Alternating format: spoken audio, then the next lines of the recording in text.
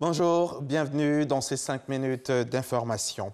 Les chefs d'État de la CEDEAO, la communauté économique des États de l'Afrique de l'Ouest, se sont réunis pour la deuxième fois hier vendredi 28 août en visioconférence pour discuter de la situation au Mali après le coup d'État du 18 août dernier. Le président Alassane Ouattara a pris part à cette réunion. Les chefs d'État de la CEDEAO ne valident pas la feuille de route de la junte qui envisage une transition de 3 ans et un militaire pour la diriger. Les sanctions ne sont donc pas levées pour le moment jusqu'à nouvel ordre. Les frontières de la CEDEAO avec le Mali restent fermées et les transactions économiques et financières sont toujours bloquées. Mais appliquer les textes, insiste l'institution sous-régionale, ne signifie pas asphyxier le Mali. Après l'étape de Bonoa, dans le sud de Comoé, c'est la région du Go qui a reçu hier le Premier ministre, ministre de la Défense, Ahmed Bakayoko. Le chef du gouvernement poursuit ainsi sa tournée de sensibilisation et d'appel à la paix et à la cohésion sociale. Alexis Ouedraogo est notre envoyé spécial dans la région. Son reportage à suivre dans le 13h.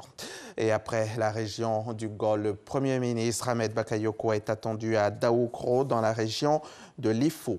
La présidentielle ivoirienne aura lieu le 31 octobre prochain. D'ici là, de nombreuses informations circulent sur les réseaux sociaux alors qu'elles sont fausses pour la plupart. L'Observatoire ivoirien des droits de l'homme s'indigne face à cette désinformation en ligne liée au processus électoral et à la vie politique. L'instance a fait une déclaration cette semaine au micro RTI1 de Grace Kando.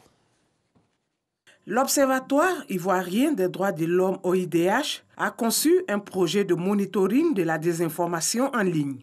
Il vise à atténuer l'impact des fausses informations sur le processus électoral de 2020. À l'issue de la première phase, qui a duré 2 mois, l'OIDH a fait plusieurs constats. Divers procédés au moyen desquels des fausses informations ont été diffusées sur les réseaux sociaux afin de manipuler l'opinion ou porter préjudice à certains acteurs de la scène politique ont été relevés. L'OIDH a relevé des informations erronées relatives à des allégations de fraude portées contre le parti au pouvoir RHDP ou certains de ses cadres lors de la phase de l'opération de révision de la liste électorale. L'OIDH a également observé des procédés de désinformation caractérisés par la diffusion de documents falsifiés, présentés comme authentiques ou prêtés à des représentations diplomatiques qui se seraient prononcées sur le contexte socio-politique actuel. Au regard de ces différents constats de désinformation en ligne, l'OIDH a fait des recommandations. Maintenir le dialogue politique avec l'ensemble des parties prenantes au processus électoral afin de lever tous les écueils et défis liés au processus.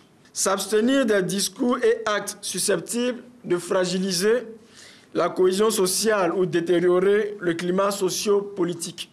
L'OIDH invite également la société civile à créer des tribunes d'échange citoyens sur les réseaux sociaux pour sensibiliser les usagers à la culture de la paix.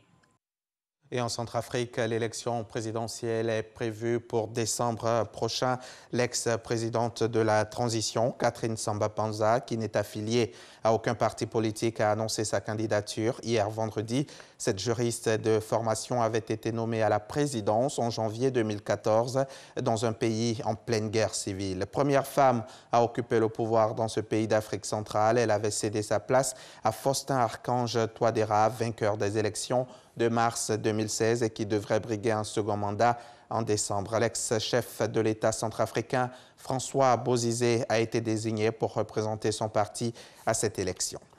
Une foule de manifestants antiracistes s'est retrouvée hier vendredi au cœur de Washington pour commémorer la marche historique de 1963 durant laquelle Martin Luther King a prononcé son discours « I have a dream » et pour réclamer la fin des violences policières contre la minorité noire. Enlevez votre genou de nos coups, voilà le mot d'ordre de la manifestation.